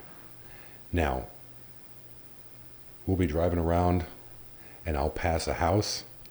And it brings up a memory. That I know exactly what happened. Like, dealing with a newborn infant that passed away. Never forget that one. Mm-hmm. Know exactly where it happened. And it's like, wow, man. Again, for me, It's like, okay, there was a reason why that happened, and I've got to trust that reason. I've got to have that faith. I'm coming right back to it. I got to have that faith that there was a reason that happened, and that I was there, and that I was given the ability, graciously, to be able to process it. You pass an intersection, you're like, yeah, I worked a motorcycle wreck here, and it was probably one of the most horrific things I've ever seen. Mm-hmm. At the time, you did your job. You had to do your job. And I think about it now, and it's like, wow, man. Again, my faith has got me through that. I've not experienced that in a negative way. Every time I drive up 268, and we ride our motorcycle up there a lot, every time I pass that house, I'm like, uh-huh. But you know what? At that point, I'm actually almost joyful. I'm still here to you get to see it another day. The victims, especially the innocent victims, your heart has to go out to them. You have to be able to be empathetic. Mm-hmm. And I think empathy is another quality that is almost lacking in law enforcement, in the younger generation. Right. You have to be able to put yourself into their shoes. So again, thank the good Lord, I've not had to deal with anything just waking me up in the middle of the night. And I'll think about things. Sometimes they pop up in my dreams. I'm like, wow, that was weird. Okay. Thanks, Lord. There's a reason for it, and I'm good. Well, I think that probably the subject of law enforcement, or first responders in general, not just law enforcement, paramedics especially. Oh, yeah. I think the subject of PTSD has to be considered more for open discussion in these professions than it is. It's very much shunned. I think a lot of people are afraid to talk about it because they say, well, if I get diagnosed with this, it could cost me my career. Yes. And in some cases it could possibly. But there comes to a point where it has to be addressed. I think it needs to be looked at. And all situations are not career enders by any means. No. But, as when I go into Walmart now, that's just an example. I probably shouldn't name a company's name, but any large building that has a lot of folks shopping into it, my guard goes up. And I don't know if that's my training or because of what I've seen and experienced. Because a big retail store is pretty much a mixing pot. And especially if you've worked in a community for many years, and you can't walk into a large retail store and not see somebody that you've dealt with on the law enforcement side. So try shopping for, cereal next to the guy you arrested 5 years ago. Mm-hmm. It's difficult. That's a great point. Yeah.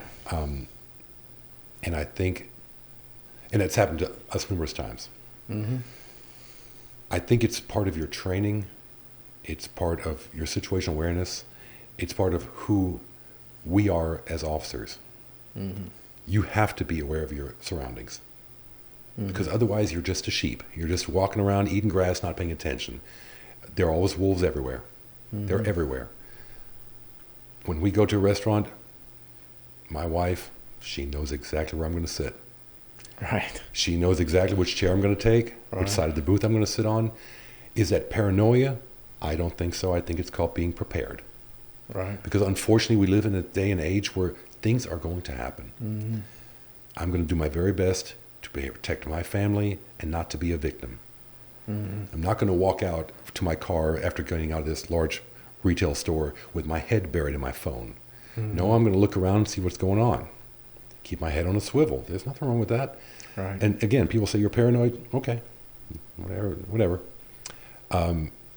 Going back to meeting these people that you've arrested, there again, throughout your career, how did you handle yourself as that deputy or that officer? How did you treat people? Yes. How did you treat them? When you had an arrest warrant, did you go up to that guy and say, you're a piece of crap. I got this arrest warrant. You broke the law. Turn around. Shut up. Or did you say, dude, I've got an arrest warrant for you. It's not the end of the world. Exactly. Let's just go ahead and take care of this. Let me go ahead and cuff you. Let me pat you down. I'll let you smoke a cigarette if you want to. And then you run into that same guy and they say, hey, Sarge. And you're like, oh, crap. And you're already reaching. Mm-hmm. You arrested me a few years ago. Okay? And you're bladed. He goes, thank you for that cigarette. Thank you for treating me like a human. All right. Now, are they all like that? No. But how did you conduct yourself throughout your career? How were you taught? How were you trained to speak to people, to treat people? They're still people. Exactly. They're still people. I don't care if they're the biggest drug dealer. Yeah, I hate what you're doing and how many people you're affecting. But I took an oath to be as professional as I can be and to do my job. And at the end of the day, it is a job. It is my duty. So yeah, when you've got blue in your blood, you've got it. You do. And you're going to walk around and you're going to check out your surroundings. And you know what? Good. Because we have way too many people that don't. And isn't that what a sheepdog does? Right. Keeps his head on a swivel. One of my moments that I'm proud of, I don't know if it's any significance to anybody else but me, but it was very strange to me the first time it happened because it continued to happen. Not all the time by any means, but and once in a blue moon it did. I remember I'd get people, arrest them, bring them to the magistrate's office, serve whatever paperwork it was, and transport them to the jail. Come into the Sally Port, escort them into the jail itself. And that's at the point where you're going to take handcuffs off. And I've had times where I've taken the handcuffs off and they extend a handshake and say, I've been arrested 10 times and this was the most pleasant one I've had. And that was significant to me. Yes. I never expected that in a million years to happen. But that tells me I don't know what their experiences were before that or how their demeanor was either. Correct. But, that weighs because that continued to happen. I've had that happen several times. Yes. And that tells me that that could be the thing that changes their outlook on law enforcement. Yes. And that's what I'm about. There we go. Isn't that our job? It is. It is. I think that is the key. Not everybody gets arrested, so they're not going to have this experience.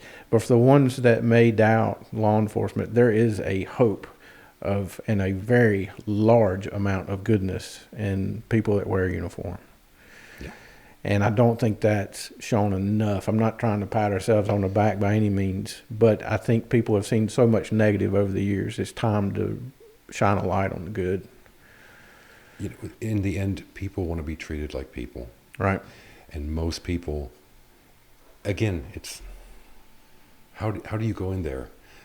And when you get to the point where you walk up and they go, hey, Sarge, I know. Can I go ahead and get my stuff? Sure, but I'm going to come with you. You know that. Yeah. All right. And you're still vigilant, but you've created somewhat of a bond because they respected you because you respected them. Right. Whereas you get somebody new in there, same guy, same demeanor. They're like, turn around, put your hand behind your back. I got an arrest warrant. You're going with me. I can't. And he's like, oh, dude, come on. Right.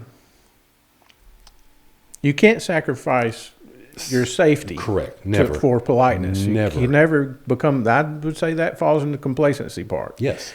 So that you can't sacrifice, but you can't be just stern hard from time you put on the uniform to the time you take it off. And if you don't sacrifice your safety, they know exactly what routine, the R word, they know exactly what you're going to do. They know you're going to follow them. They know you're going to pat them down. They know you're not going to leave them out of their sight. They know that their hands are going to be secured. They already expect that because you've done that every time. Right. Because you are safety conscious. You are aware. So, yeah, it goes a long way, doesn't it? It does. And I've always told guys I've worked with, take it easy on writing tickets for speeding because you never know. One interaction with the citizen, that might be their only interaction, is a speeding ticket. Thank you. And that can leave a sour taste for somebody that has a clean record and say, I would have never had anything on my record if that one cop hadn't pulled me over. Yeah. I've always told them to be lenient. You can't be derelict of duty when somebody is correct. speeding tremendously. Mm-hmm. But you got to be wise with it, because that could be your friend one day when you need him. If you've gotten into a fight on the side of the road and maybe you're not controlling the situation, Mm-hmm. hey, help is welcome. And not that we're asking for it, but it's happened plenty of times. There's been a lot of citizens that's come to the call and given aid for officers that need it. And I've tried to tell my guys, try to keep as many guys on our side as we can. Discretion goes a long way. It does. And again, it's your attitude. Mm. Do you have an idea why he pulled you over? And if their attitude is, yeah, I was pretty much flying. Mm. Yeah, you were. Just keep it down for me. Really? Yes. Right. I always told people that you're basically in charge of how our meeting is going to turn out. Mm-hmm. You have the power to control the outcome of our encounter. If I treat you with respect and you do the same, it's going to be good. Mm-hmm. I promise you, unless you did something really, really, really, really bad. But if you're going to come at me with this, what the hell did you pull me over for? Am I going to be disrespectful? No. I'm going to be even more respectful. Is that going to sway my decision on what the outcome will be for that person? Mm-hmm. Yeah. And I'm being honest. Mm-hmm. But, like you said, you don't have to be Mr. Hard-ass, pardon my language. All right. Hey, you were flying back there, you know that? Right. Not criminal speed, but is there any reason for that? No. And most times people will be honest. Most times they will.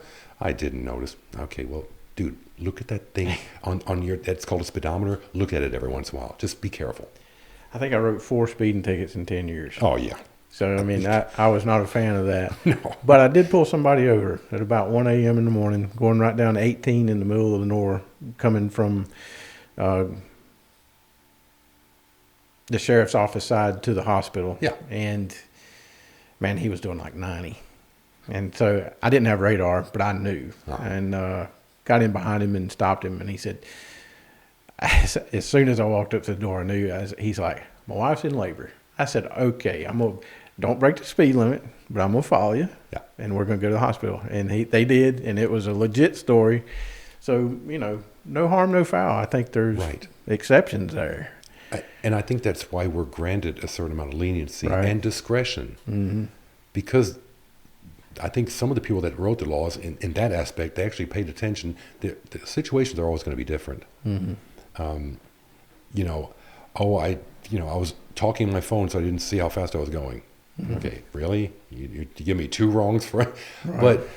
And I think that's fantastic. You don't have to be that robot.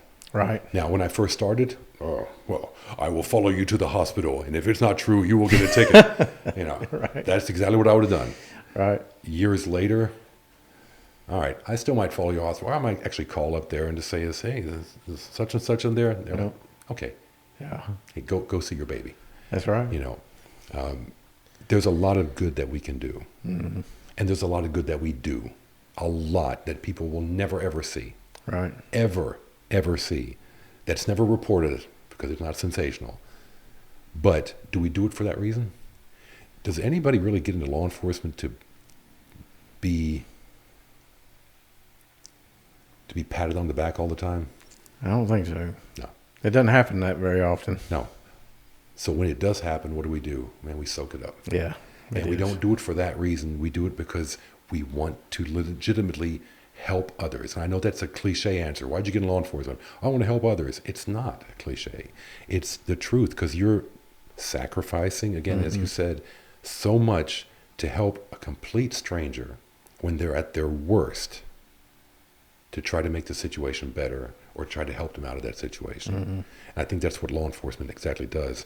The little old lady who had her garden gnome stole, who's never had an interaction with law enforcement, to her, that was a travesty. Right. To us, we're like, seriously, it's $5. I'll buy you a new one. But you don't say that. You treat her with the utmost respect, because to her, this was an invasion.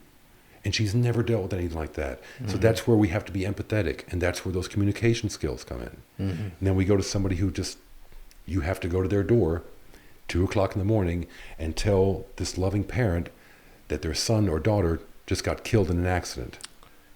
Oh Lord, I think that's some of my worst. Oh. When we talked about haunting stuff, that's the things that haunt me. Yeah. Is those calls. And again, that's your job. Yeah.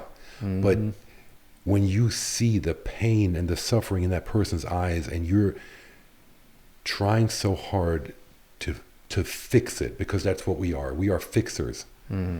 I want to make this better for you, but I can't. Right. That feeling of helplessness and having to just watch these people crumble. Man, I hope nobody ever has to experience that. Mm-hmm. But if you're in law enforcement, fire, EMS, you're going to. Yes, absolutely. Sooner than later. How do you cope with that? Mm-hmm. Again, I'm going to go right back to faith. I don't know if this means much, but I'm going to keep you in my prayers, and I'm going to do it. You don't say that lightly, but do it. It's just, again, one of those things that people don't think about when it comes to law enforcement. The things that we have to do and have to see. Mm-hmm. I don't wish that upon anybody. I don't wish losing a good friend because they were wearing a badge. Right. I don't wish it upon anybody. Right. But you have to. It's part Absolutely. of it. It's part of being wearing that badge, right? Right. So you've got a cause now. You've started up. I guess it's fundraising. Yes, it's a nonprofit. Right. Now, we're actually now a legitimate 501c3. And my wife and I, 3 years ago, we were putting on obstacle courses, like a mud run type, like a Spartan-ish type, to raise money for causes in our county. We wanted to give back to our community. So we started off giving money to the special education needs, Caldwell County Schools, then to the women's shelter, men's shelter, and then to the Robin's Nest, which was an advocacy for children. And then 3 years ago, we said, it was 2022, and we said, 22 veterans commit suicide on average a day because of PTSD and TBI. We said, we're going to do something for veterans this year. And we were on a trip, and that's where we always come up with our ideas. On a long trip, Shepherds for Sheepdogs. That's such a good name. Shepherds for Sheepdogs. The sheepdogs need a shepherd. So we started this, and our obstacle course race was the main fundraiser. And with those funds, we partnered up with a canine training facility in Tennessee, who then provides professionally trained service dogs to either first responders or military veterans who are disabled. As a service dog, as a companion, these dogs are trained to the T. They are actually paired up then with the owner, or with the veteran, or the law enforcement officer, and if they have specific needs, the dog is trained to do those. Picking up a cane. We have one veteran who suffered from narcolepsy, and he would fall asleep wherever, and the dog was trained to nudge him awake if he wasn't at home. Really?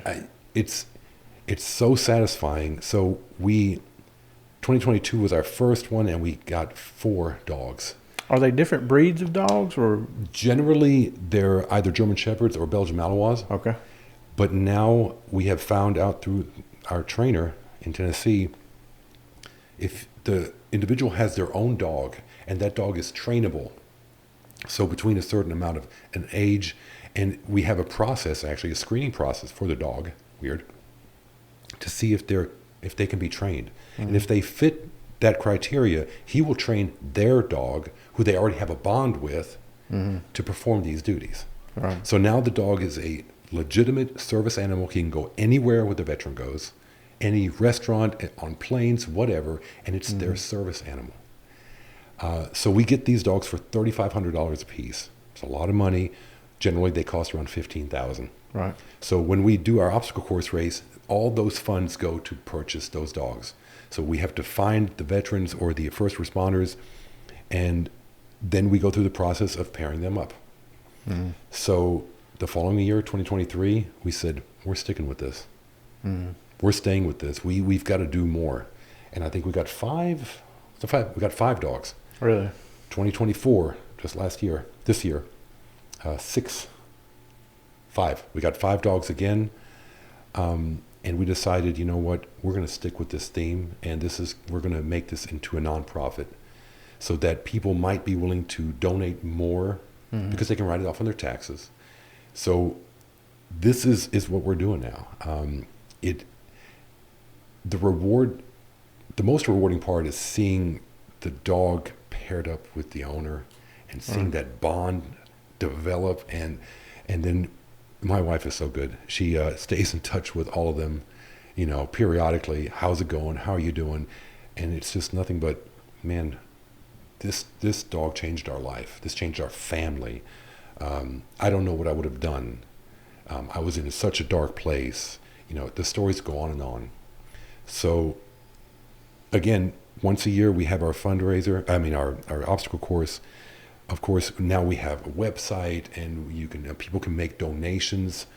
So just for advertisement purposes, sheepdogs.org. All the information on how to participate, on how to apply for a dog, is all on the website. And it's open to anybody that is considered disabled by either the military or first responders, period. We're very passionate about that. And again, we're just, okay, we only got 5 dogs, we only got 4 dogs, but it's a start. It's a start. It's a start. And at least we impacted those people with something awesome and positive. For those 4 or 5 people, that could be a life-changing experience. It's so wonderful. It is so fulfilling. And so we're just hoping that, Lord willing, 2025, our event's going to be hopefully even bigger and have more participants, more donations flooding in, and just to find those well-deserving veterans and or first responders that we can help them with what they need. So yeah, that's our big project. Well, I'm happy for you, man, and I think that's such a good cause. We're going to get your name out, and awesome. And give me that web address when we finish up here, and we'll make sure to put it on the bottom of the screen when you're talking about this segment, so people will be able to reach out to you, and if they want to donate or participate into awesome. The obstacle course. And when is the obstacle course? Usually we have it in April. Right. That seems to be the best time-ish. It's not too hot, but and we normally have it on a huge venue. This year we're actually looking at another new venue. It's wooded area. And is it in Caldwell County, North Carolina? Yeah, Caldwell County. That's where we try to host everything. It's just logistic-wise. We have a lot of equipment. All the obstacles we built ourselves, or we've actually had people donate their time to build them, which is fantastic. So we have to haul everything to the venue, set everything up. Then, again, my wife, usually she starts in November, if not earlier, starting getting everything together. And our major city in Caldwell is Lenore. Correct. We're probably about 50 minutes west of Charlotte. Yeah. Northwest, I guess, of Charlotte. Yeah. So it's pretty reachable to anybody that's interested in coming. So Absolutely. I wish you the best success in that. Well, thank you. Excited to hear how that goes. It's going to go great. I think the cause is, my wife's going to be real happy to hear about this, that you're doing that. I mean, it's just I'm always been a dog person anyway, so I'm excited for that. Awesome. Thank you. Thank you so much. Where are we at on time? 2:01. Well, we've got more to talk about, young man. We will do this again soon, because of just the experiences we've had together on the road. I know this is just scratching the surface of what we can talk about. That's true. So, man, I appreciate you coming and doing this. We're going to do this again. It's my pleasure. Good luck to you. I thank you so much for this opportunity, and hopefully it will reach somebody that's either looking to get into law enforcement or just wants to know. What you're doing here is fantastic.